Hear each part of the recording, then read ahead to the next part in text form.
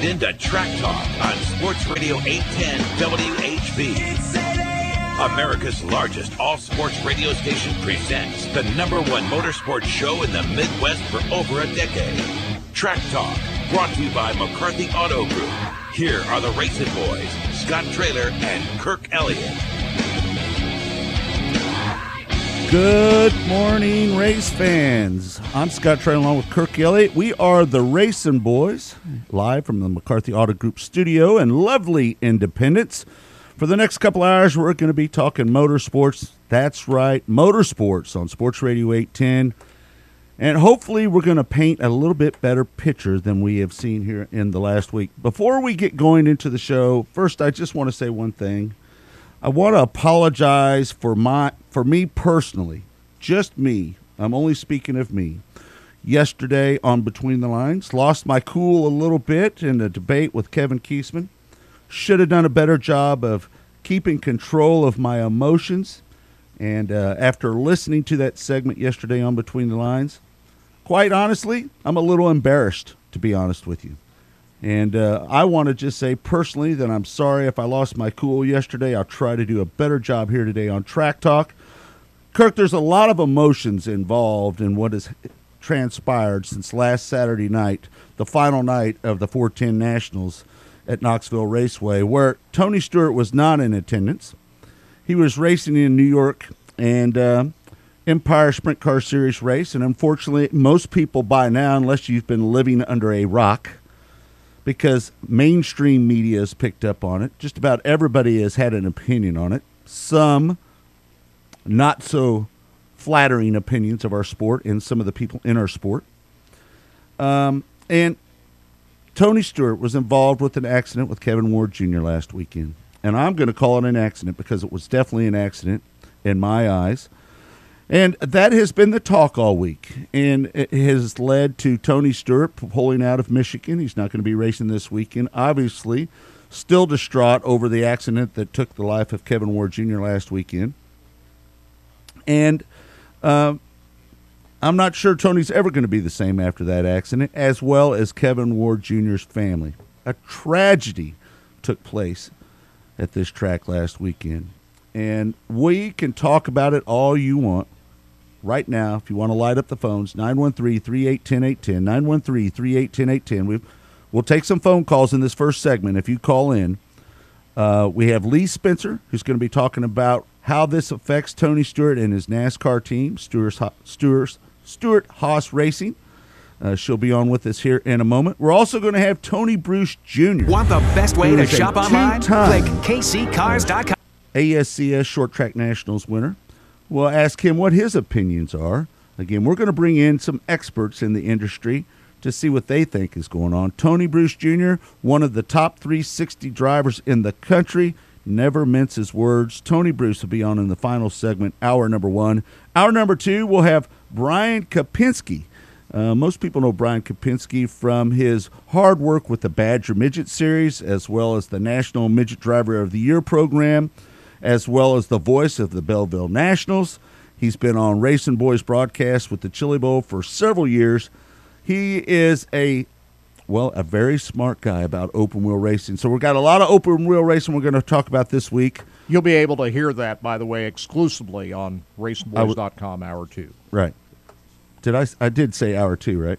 Yeah, but it would be exclusively on RacinBoys. Okay, let's not get on that. 810. Okay, got it. Hour number 2, exclusively on RacinBoys.com. You can go to our homepage and just click on the Track Talk logo on the front page. That will take you to the video player. Again, we have in-studio cameras, so if my face gets red in here, you can see it. Or if Kirk and me start staring at each other, you can see that. But all you have to do is go to the homepage. If you want to hang out and watch the video player on RacinBoys, go to where it says Media. There's a drop-down window. It says Track Talk Live. When you click on that, that will give you access to the forum board as well as the video player. We'd like for you to interact with us on the chat room, on the phone, for the next 2 hours. Kirk, I guess first I want to say I just feel terrible for Steve King and his Kevin Ward and his family, Kevin Ward Jr. And the reason I say Steve King is two national tour sponsors, big-time national tour sponsors, Sean Peterson of Print Place and Royal Jones of Mesilla Valley Transportation. He also owns Southern New Mexico Speedway as well as El Paso Speedway, have pledged to put up $10,000 each. This is great, man. Listen to this. They've both pledged to put up $10,000 each if the fans can raise $10,000 with donations to the Steve King Foundation. We had Danette King on last week, Steve King's brother. Was it last week or the week before, up there at the Sprint Car Hall of Fame? So you know a little bit about their program and what they do. They are there for drivers and families that are in need, that have been in accidents. They are a great organization. Steve King lost his life in a sprint car accident at the Knoxville Nationals. And they started this foundation in his name. We have the foundation address on our video player that you can see, but if you can't see it, it's SteveKingFoundation.org. If the fans donate up to $10,000, then there's $20,000 that have been pledged. So we can come up with $30,000 for Kevin Ward Jr. and his family. So do me a favor right now. Go to the SteveKingFoundation.org. Make a pledge. Let's get $10,000 in there. So the pledge of the two gentlemen in the national tour will put up their $10,000, and we can give the family of Kevin Ward Jr. $30,000. Please support Steve King Foundation. Yeah, and we've got already callers checking in, but just to reiterate a little bit about what we talked about yesterday and what Scott and I feel about this incident, we have made some sort of a judgment before the final investigative report comes out, because we don't know when this final report's going to come out. They say 2 weeks. It could be longer than that. Sure. But you and I have spent a considerable amount of time this week really studying this issue, talking to people who know about sprint car racing. We already know quite a little bit about it. We've both been around it a long time. You travel with the Lucas Oil ASCS series. You're around these cars. And the subject that we wanted to start with is the dynamics of sprint cars and sprint car racing, and why it's so important to understand what a sprint car is and how it reacts on the racetrack. And why that's important is that when the average person that may have not seen a sprint car race or understand what sprint car racing is all about starts making judgments about what they see on a YouTube video, they'll better understand how a car reacts on the racetrack and would look at what they're seeing a lot differently than they do now. Everybody's got an opinion on what they saw on that video. You and I have got our opinion, and I think we agree that there was nothing that Tony Stewart could have done to avoid this accident. He didn't go buzzing his engine to try to scare him. There's no evidence of that. And there's also no evidence that he sped up. It may appear as though he did, but I don't think that's really clear on the video. Yeah, we're going to wait and hear from Tony Stewart on what he says about the situation. At some point, he will talk about it. But I think you and I both agree, by watching this video, there is absolutely nothing he could have done to change or make better the situation that happened on Saturday You night. know, it's frustrating when people say, oh, he could have stopped. You know, BJ's show, well, TJ, I said BJ. TJ's show last night just about made me want it. It almost put me right back to where the state of mind that I was yesterday afternoon.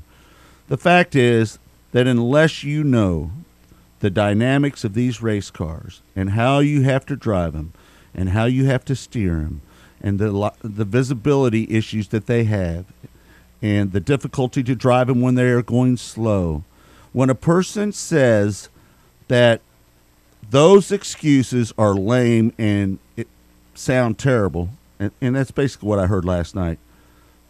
For me personally, it bothers me to no end, because anybody on any radio station, any television station, all they got to do is reach out to the right people that have the right opinion, that really know the cars. Don't form an opinion on something that you have no clue about. I guess that's what's bothering me this week, Kirk, is that people are forming an opinion on little pieces of information and not the total information. They might get a little nugget here, a little nugget there, or maybe you have lunch with a guy that has an opinion. I think that happened yesterday. Maybe a guy has an opinion. The guy's talking to him, so now he wants to spew that same opinion. The fact is, folks, is that we know that Tony Stewart didn't intend to kill Kevin Ward Jr. Nobody would, in their right mind, would believe that Tony Stewart had intent to injure Kevin Ward Jr. And you and I even disagree on some issues. It's like me. I think Tony sped up, but I think it was the way that he had to try to avoid Kevin Ward. But I also agree with you that engine noise that we heard could be from somewhere else. But I do think Tony Stewart accelerated, but I think he did that with the intention of trying to miss Kevin Ward. And so that's where I'm going to stand on that opinion. But outside of all that and pointing fingers at who did this and who could have done that, really the sad part about it is a man's life was lost. And we can't lose track of that. And we can't lose track of how bad a person must feel after taking the life of an individual. And not only that, Kirk, the thing about Tony Stewart, like yesterday Kevin was saying, he shouldn't even be at these racetracks. Tony Stewart has done so much to promote short track racing, dirt track racing, his truck race at Eldora, his sprint car team that he has, TSR, his appearances at these racetracks. When Kirk, I used Lawton as an example. Lawton Speedway typically has 300 or 400 people in the grandstand. Caller, Travis. 300 or 400 people in the pits, and they usually have somewhere about 1,000 people in the grandstands. Last year, Tony Stewart shows up, 1,400 people in the pits, and 5,000 people in the grandstands. And here's my point to that, is that a lot of these fans are not short track dirt fans. They don't even go to dirt track races. We know a lot of NASCAR people that don't go. But when they go, they get the bug, and that's healthy for our sport and our industry, for those people to get exposed to dirt track racing and see what we enjoy about it so much. So Tony should be at these races. It's good for the sport. Unfortunately, circumstances led to Kevin Ward Jr.'s passing last week. And we're going to get to the callers here just a second. Travis, hang on. But one more point I was going to make. Yep. Is that on this radio show, you will not hear us pointing fingers at Kevin Ward Jr. and calling him stupid and said he was dumb for doing what he did. He did nothing different than we've seen countless other drivers do, get out of the race car.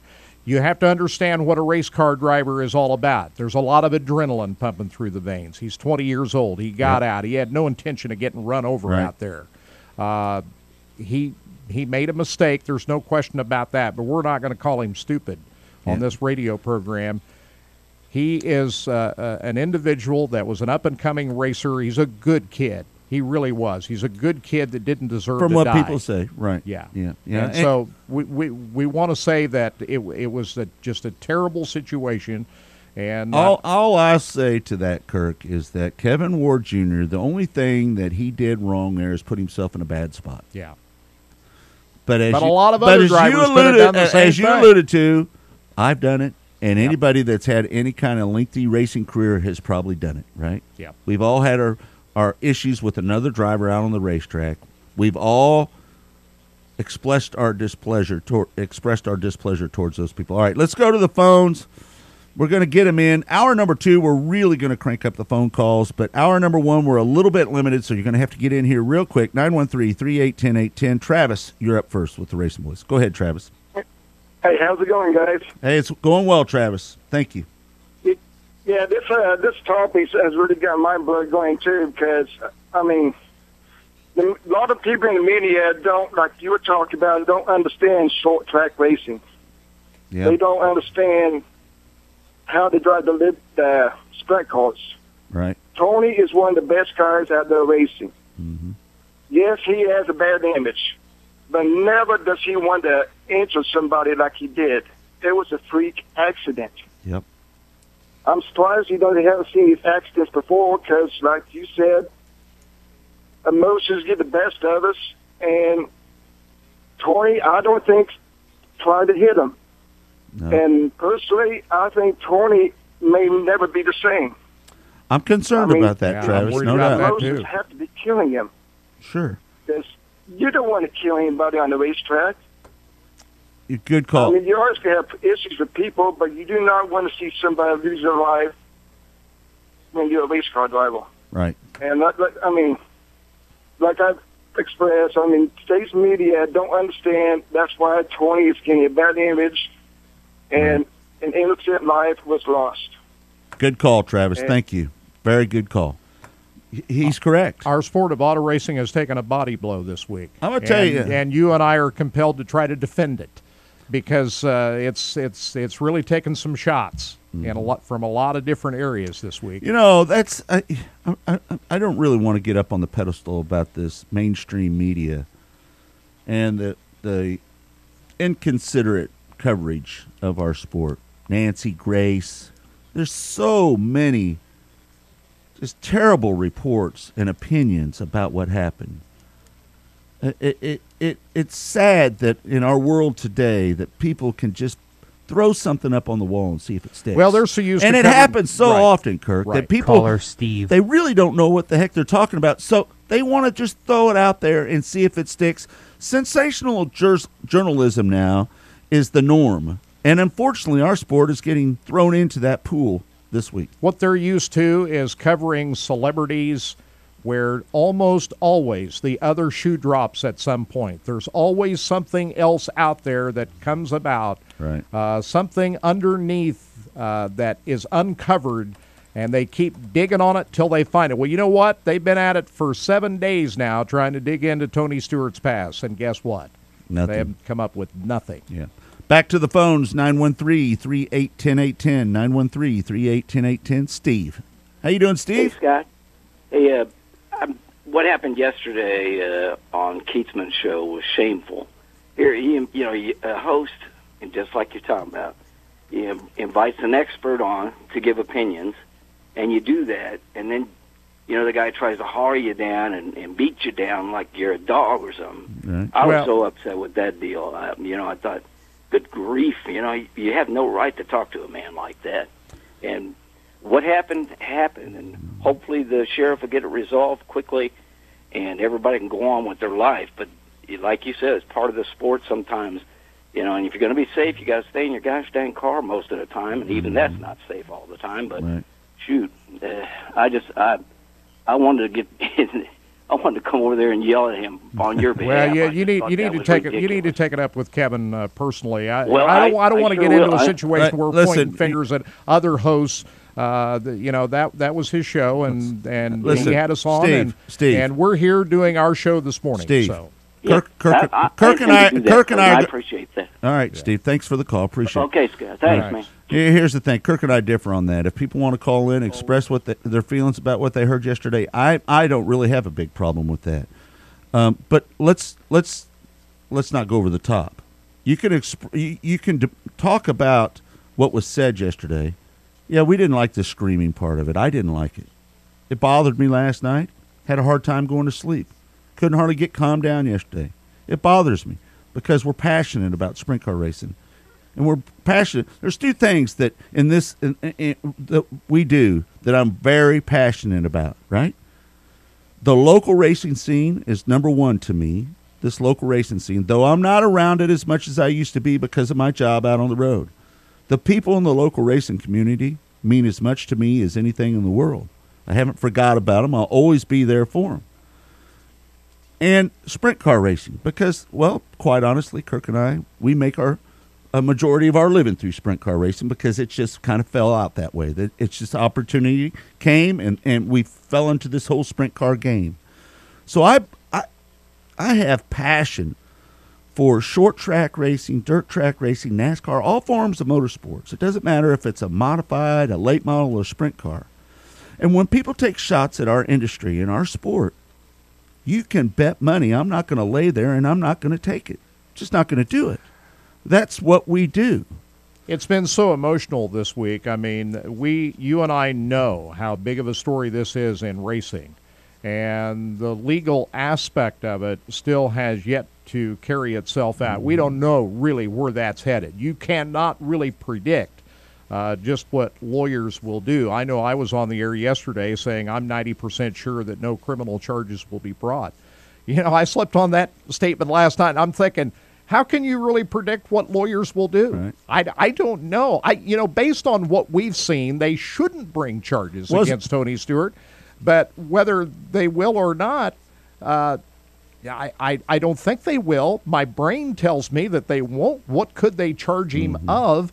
But having said that, you just can't predict what lawyers will do. And having said that, the legal ramifications to our sport here, if this thing goes the wrong way, are immense. And that's what you and I are passionate about. We're not here this morning, this is a topic that needs to be taken with real care here, because the ramifications of this, we don't know really ultimately what that will be, not just for Tony Stewart and the Ward family, but for all of racing. Well, you know what? It's sad that we have to deal with media that, and I'm going to say it. Call her Jim or break. And this includes some of the people on our own radio station. The uneducated opinion bothers me. And you know what? Ask. We'll try to explain it to you. And hopefully you'll understand what we're trying to tell you and take it with some consideration before you form your thoughts. Jim, you're on with the RacinBoys before we go to break. How you doing, Jim? I'm doing good, guys. Hey, I wanted to commend you on the way you handled yourselves yesterday.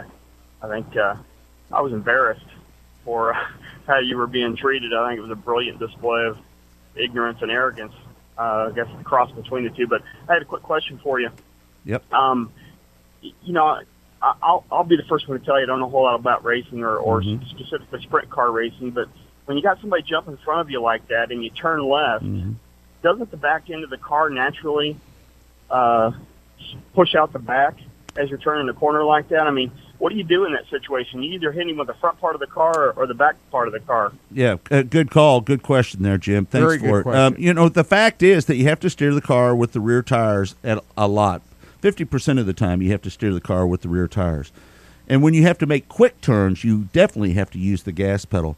And I think, Kirk, you and I both agree that if he doesn't make that turn, he might have hit him with the front of the car and not the back of the car. Right. So, yes, these cars are 800 horsepower. They're direct drive transmission. They don't have a transmission. They can't stop quickly. They have one little brake up on the left front that all it really does is slow the car down. It won't stop the car. So there's a lot of things going on in these cars. You've got to manually turn the fuel on and off. You got to manually pull them in and out of the in and out box. There's so many things that goes on, and we're going to talk about a lot of this stuff with Tony Bruce Jr. in our final segment today. No better to explain about the inner workings of a race car. Yeah, the rear tire stagger. The right rear is bigger than 11 to 13 inches. And for the people that don't know what stagger is out there, that's when the right side rear tire is bigger than the left rear. They call that rollout or stagger, and it's up to 13 inches at some time, and that's helps the car turn as it goes into the corner. The front ends on these cars are made to turn to the right so they can turn left, if that makes any sense, because you want to plant the air on the wing, you want the car to step out, you want the stagger to turn the car, the air is supposed to get on the wing and plant the car, and you stab the gas to get it to go through the corner. You're not really doing that much with the steering wheel, to be honest with you. So, Good question, Jim. All right, we're going to take a break. We're going to find out what this whole tragedy and how it's going to affect Stewart-Haas Racing. Lee Spencer, motorsports.com, will join us here in a moment. Stay tuned. Track Talk